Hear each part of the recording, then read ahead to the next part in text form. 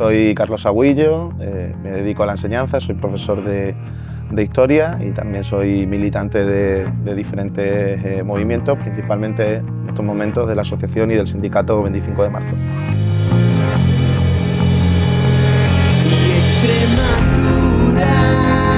Contra la imagen que se ha proyectado de Extremadura como una tierra, digamos, condenada a la resignación, a la sumisión a los poderosos, lo cierto es que los trabajadores extremeños, la clase trabajadora extremeña, pues arrastra toda una tradición de rebeldías y de luchas muy fuertes, ¿no? Que ya tienen expresiones importantes durante el siglo XIX, que se darán la mano con la aparición del movimiento obrero moderno, del movimiento obrero organizado, pues ya entrando en el siglo XX. Ahí está la experiencia, por ejemplo, de la Germinal, y que sobre todo eclosionarán a partir de la Segunda República, ¿no? La Segunda República va a ser sentida como una esperanza para las clases populares extremeñas, para los jornaleros, para los yunteros, para los pequeños campesinos, bueno, pues por suponer un momento de democratización del país, de posibilidad de cambios profundos y sobre todo por encarnar la promesa de una reforma agraria, ¿no? De una reforma agraria que solventara la cuestión del latifundio, el problema del latifundio, que es fundamental para entender pues la miseria en la que vivían los trabajadores extremeños, el problema del paro, quizás el problema más grave, ¿no? Que afectaban a los trabajadores, que afectaban a los sectores populares, y esa república pues llega con la promesa de hacer algo en este sentido.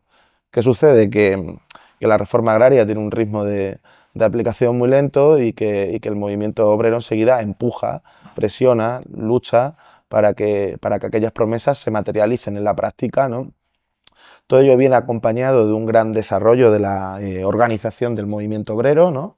De una adquisición de una conciencia de clase y de una politización muy profunda, ¿no? Para amplias capas de los trabajadores extremeños, la labor de las casas del pueblo, ¿no? La labor de la prensa obrera, ¿no? De periódicos como El Obrero de la Tierra, por supuesto de la organización sindical, donde ahí es fundamental lo que será la Federación de Trabajadores de la Tierra y de la UGT. Y digamos que después de unos años de conflictividad muy intensa, ¿no? En la que Extremadura es la vanguardia del movimiento obrero europeo, lo diría así, ¿no? Y desde luego la vanguardia del movimiento por la reforma agraria en España, pues todo eso llega a su cenit en el 25 de marzo de 1936, ¿no? Que nosotros desde la asociación, desde el sindicato, pues reivindicamos como el auténtico Día de Extremadura, porque lo que ocurrió en aquella jornada fue una auténtica revolución, ¿no? En la medida en que 70.000, 80.000 trabajadores, de una manera perfectamente coordinada, de una manera perfectamente organizada, se lanzaron en fin, a cumplir la promesa, el sueño de que la tierra fuera de quien la trabajara. Se lanzaron a la ocupación de más de 3.000 fincas, ¿no? de los latifundistas, y fue además una revolución exitosa.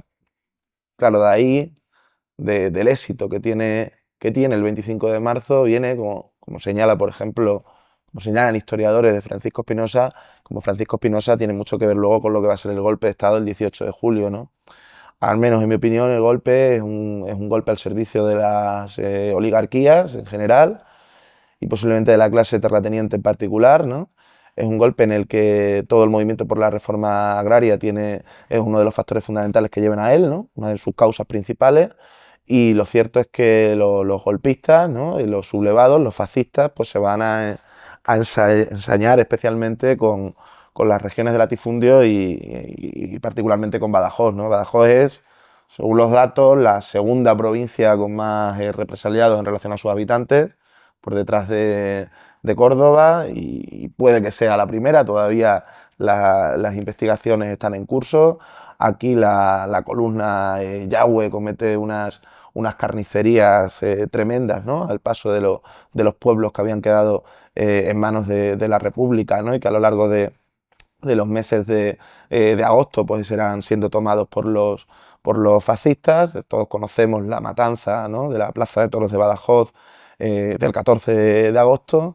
Y bueno, lo cierto es que el fascismo se implanta en Extremadura pues a través del terror más descarnado, ¿no?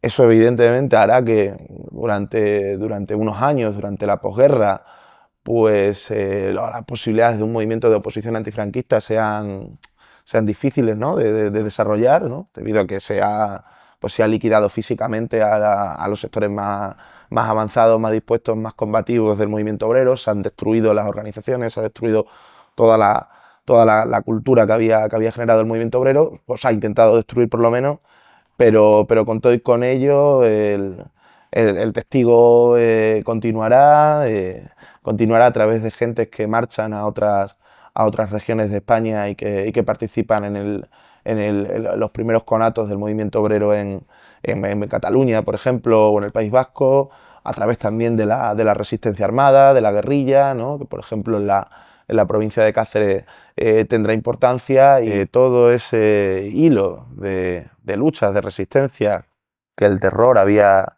pretendido borrar, por cierto es que no se logra destruir del todo, porque después nos encontraremos con que en el resurgimiento, en la reaparición del movimiento obrero en los 60 hay un paso del testigo, hay un paso de la memoria de las luchas que, en fin, que explica también en parte su solidez o su implantación. Y Extremadura.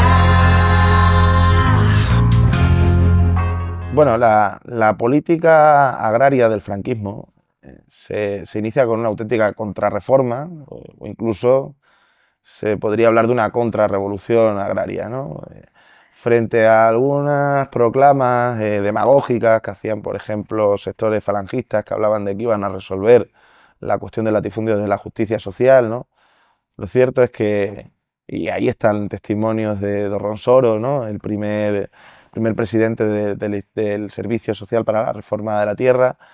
Lo cierto es que se produce una devolución de las fincas a los grandes propietarios, ¿no?, acompañada de represalias, de asesinatos, de encarcelamientos de los colonos, ¿no?, que se habían asentado en aquellas fincas, ¿no?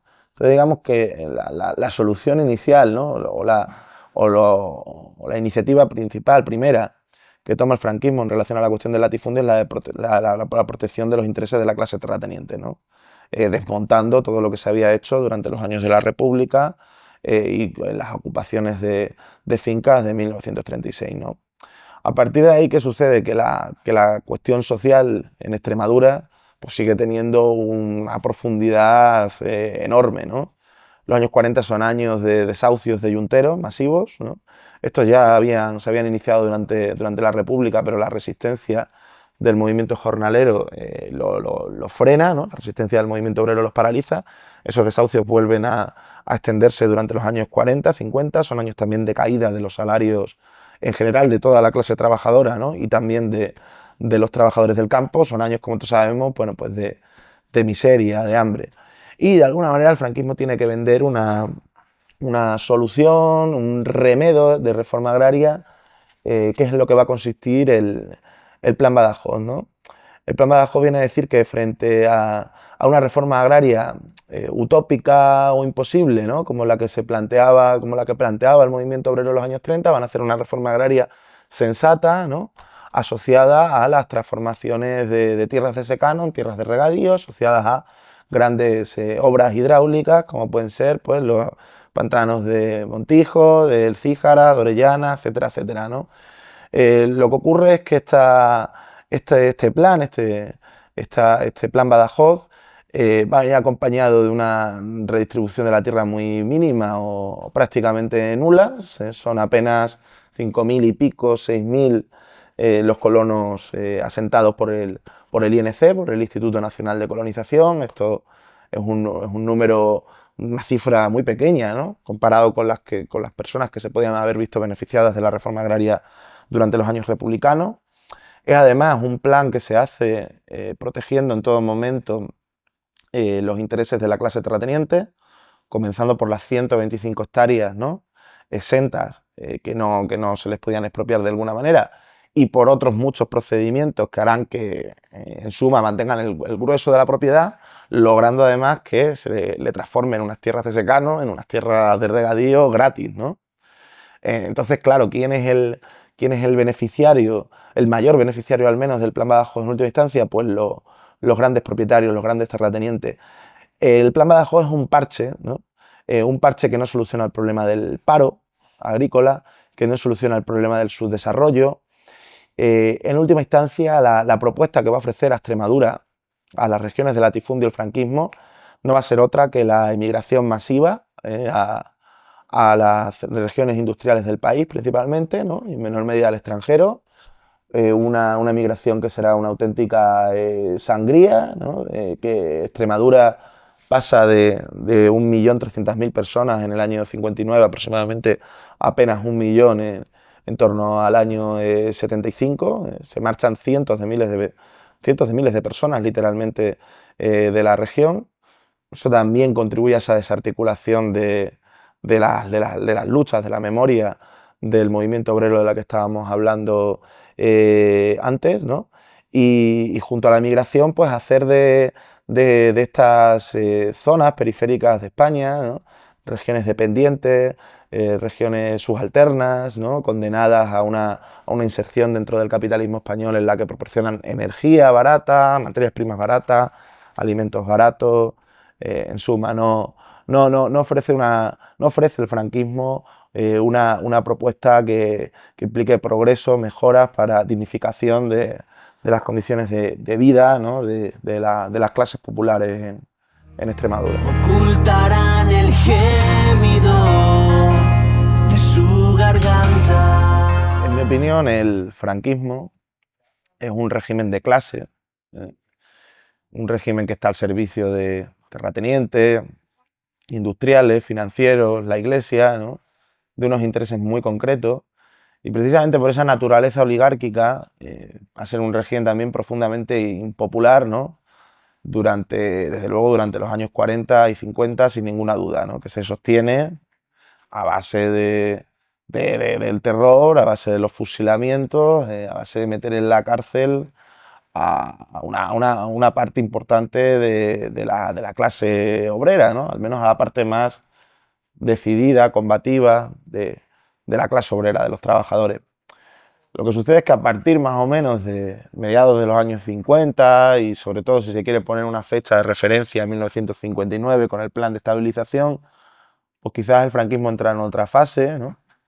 Marcada por una dinámica de desarrollo económico importante, también por una mínima relajación de las formas represivas tan crudas, ¿no? Que habían marcado la posguerra. Un régimen no se puede sostener exclusivamente a través de la pura y dura ecuación, eso a la larga no es sostenible, se tienen que buscar otras maneras, ¿no? De generar hegemonía, de generar consentimiento, ¿no? entre los gobernados.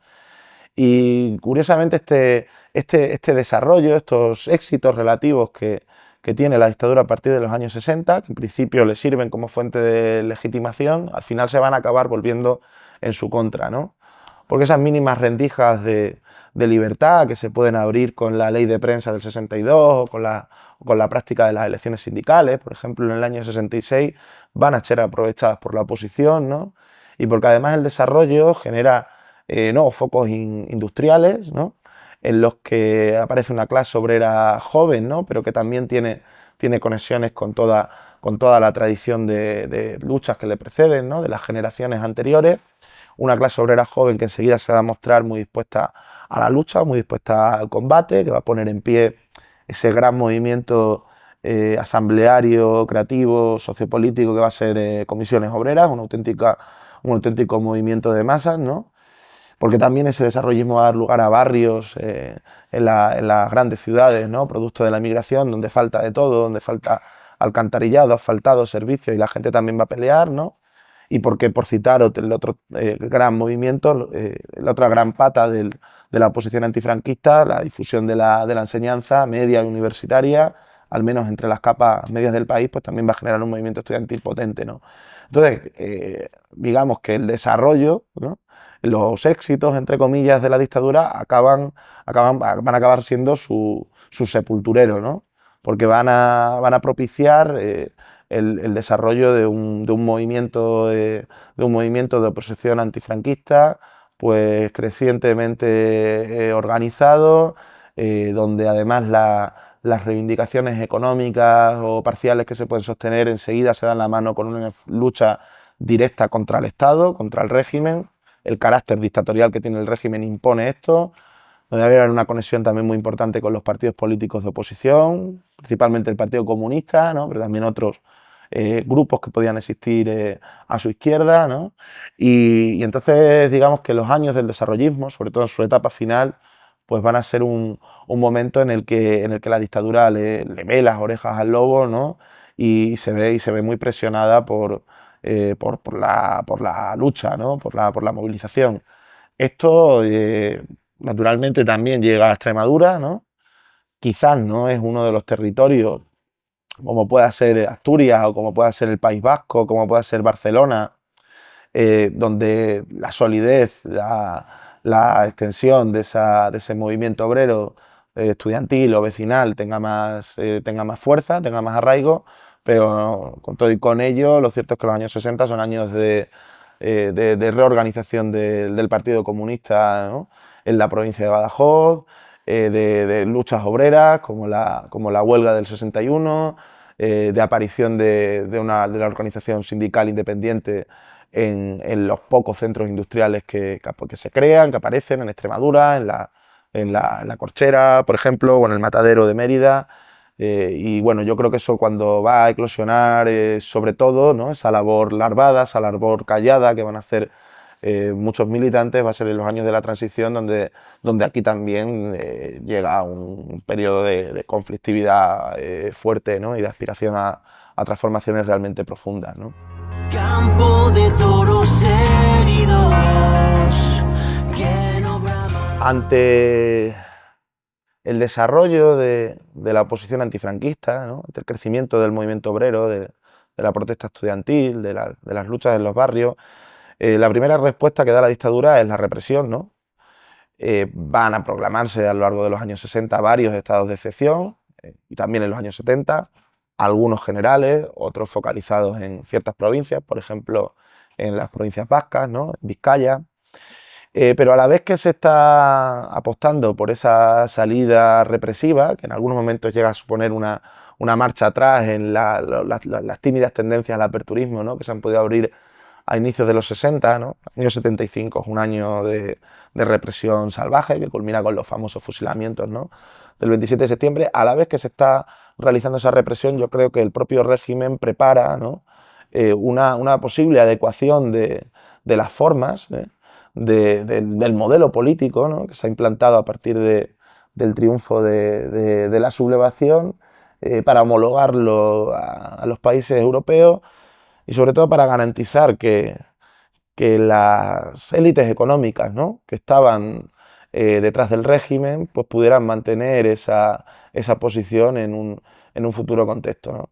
Entonces, hechos como la aprobación de la Ley Orgánica del Estado en el 66, como la aprobación de la sucesión de Juan Carlos I como sucesor de Franco, ¿no? En el año 69, o labores mucho más discretas, ¿no? De parte de los servicios secretos de Carrero Blanco, del SEC, parece que apuntan a que el régimen puede iniciar un proceso de reformas que por supuesto va a intentar tener controlado, tener amarrado para que no se les vaya de las manos y para que el poder de las élites y de las oligarquías pues pueda continuar en una España sin Franco, ¿no? A partir del año 75, sobre todo a partir del año 76, con el nombramiento de Suárez como presidente del gobierno, esto se traduce en el inicio de la transición, ¿no? Y yo diría que de la transición, pues actualmente tenemos que empezar a romper con ciertos mitos que se han creado, ¿no? Un mito de una transición modélica, ¿no? Entendía como que lo que se alcanzó durante aquellos años era poco menos que el mejor de los sistemas posibles, ¿no? Pasando por alto las innumerables insuficiencias que despierta el modelo, el régimen del 78 construido entonces, ¿no? Sobre todo en relación a las clases populares, ¿no? Insuficiencias que tienen que ver con las desigualdades y con la continuidad de la concentración de la riqueza, de la propiedad y del poder en las oligarquías, insuficiencias que tienen también que ver en el plano político con la prolongación de buena parte de los aparatos institucionales, represivos, judiciales de la dictadura, ¿no? también de la corrupción. Ahí está la Casa Real, la propia jefatura del Estado como máximo símbolo, ¿no? de esa corrupción tan profunda que va a marcar el régimen del 78. En fin, insuficiencias de tipo territorial que tienen que ver con la no resolución de la cuestión nacional en Cataluña, en el País Vasco, y también con la realidad de las regiones dependientes o subalternas como Extremadura, que van a continuar presentando este modelo subalterno dependiente que se había generado durante el franquismo, ¿no? Una transición, en suma, que a mí por lo menos me parece bastante insuficiente en el grado de democratización real, ¿no? de las estructuras políticas y económicas del país, ¿no? Transición que además se va a hacer, digamos, manteniendo la represión. Hay decenas, hay más de un centenar de muertes en manifestaciones, ¿no? a manos de la policía o en torturas en comisaría, ¿no? Eh, Muertes, encarcelamientos, represión, en suma, que también está vinculada a intentar que las cosas no se salgan del tiesto, ¿no? Y una transición en la que yo creo que las aspiraciones últimas, ¿no?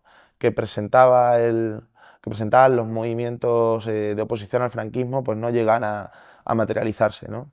Yo creo que la lucha del movimiento antifranquista buscaba un cambio mucho más profundo. Estamos con un movimiento obrero que está a la ofensiva, que está planteando autogestión en las empresas, planificación democrática de la economía, en zonas como la nuestra, como Extremadura, reforma agraria. Todo eso se fagocita en los pactos de la Moncloa del 77. Estamos hablando de unos movimientos que pedían o república o cuanto menos referéndum, una España neutral, ¿no? que no entrara en la OTAN.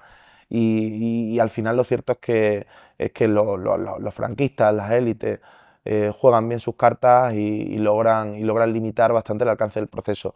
Con esto no quiere decir que en la transición no se obtuvieran conquistas, no se obtuvieran logros, ¿no? sobre todo en materia de libertades.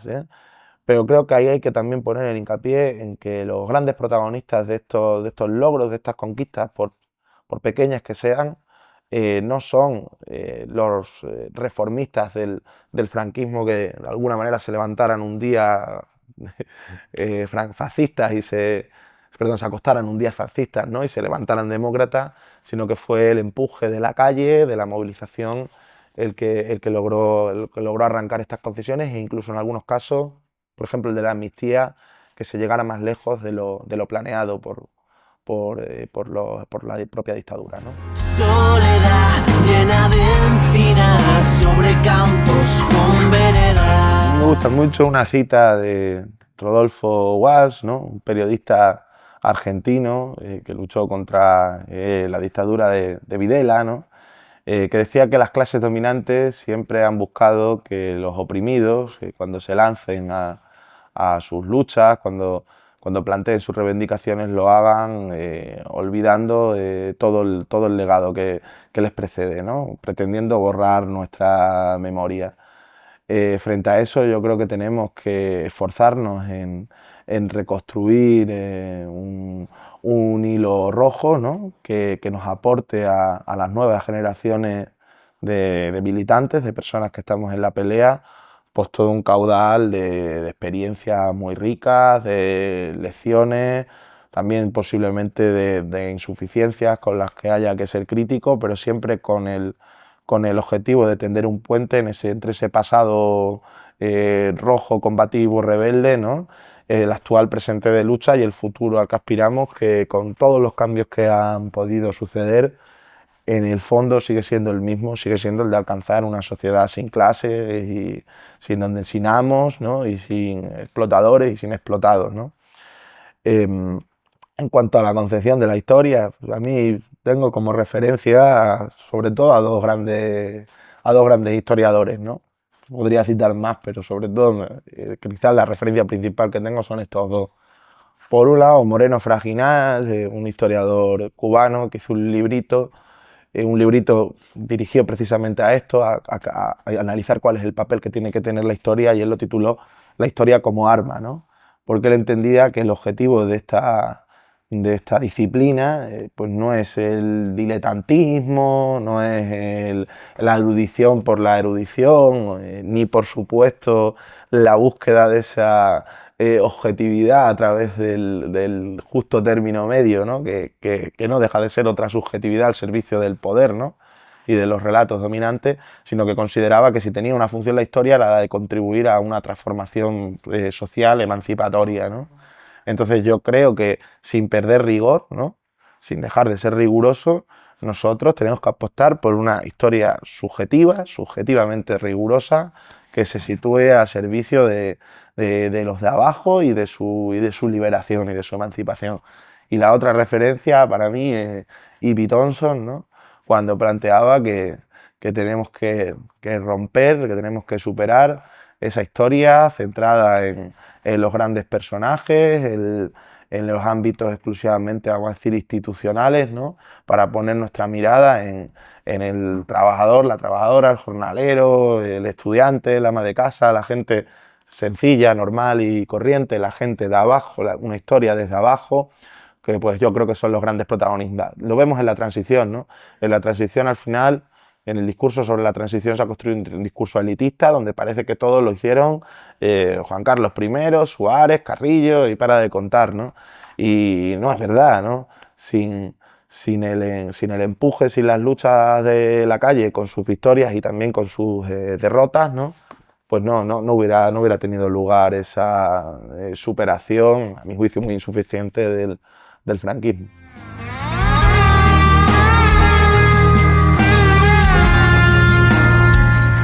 Desde el sindicato lo que nos encontramos nosotros, lo que vemos cada día en nuestra labor como militantes es una clase obrera absolutamente explotada y precarizada.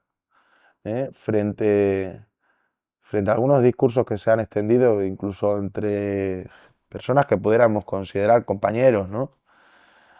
Particularmente optimistas sobre las labores que puede estar llevando a cabo este gobierno. Lo cierto es que en los tajos, en los curros, lo que hay es despidos improcedentes a mansalva, horas extraordinarias que no se abonan, que no se pagan, en fin, abusos de toda condición, gente que está trabajando por debajo del salario mínimo, ¿no? Creo que seguimos inmersos en una época de derrota, en cierto modo, ¿no? También creo que el momento presente de crisis profunda del sistema capitalista, ¿no? Que nos está conduciendo ya a la guerra, no se puede responder a él desde pequeñas reformitas o pequeños parches, ¿no? Yo creo que hay un agotamiento de las tesis socialdemócratas o de la apuesta socialdemócrata por hacer frente a esta realidad. Entonces, a mi juicio, lo que hay que esforzarse es por poner en pie una recomposición de la clase obrera, ¿no? Por reconstruir un tejido organizativo, por ir dando una guerra de posiciones en todos los ámbitos, crear locales, lanzar iniciativas culturales, entrar también en la universidad, por supuesto, meter cabeza en las empresas y que esta labor de creación de un tejido fuerte, en un tejido organizativo fuerte, tiene que tener un horizonte revolucionario, tiene que combinar la batalla por lo inmediato, la batalla por el pan cotidiano, con horizontes de transformaciones muy profundas, ¿no? Eso en Extremadura pasa, entre otras cosas, por plantear la reforma agraria, pero podríamos hablar también de otros muchos elementos, ¿no? de ese programa de transformación revolucionaria que son más generales. No se puede hacer frente a la crisis ecológica en la que estamos inmersos sin hablar de planificación de la economía. No se puede hacer frente al colapso del sistema capitalista sin tocar la propiedad. Hay que poner en pie un movimiento de ruptura.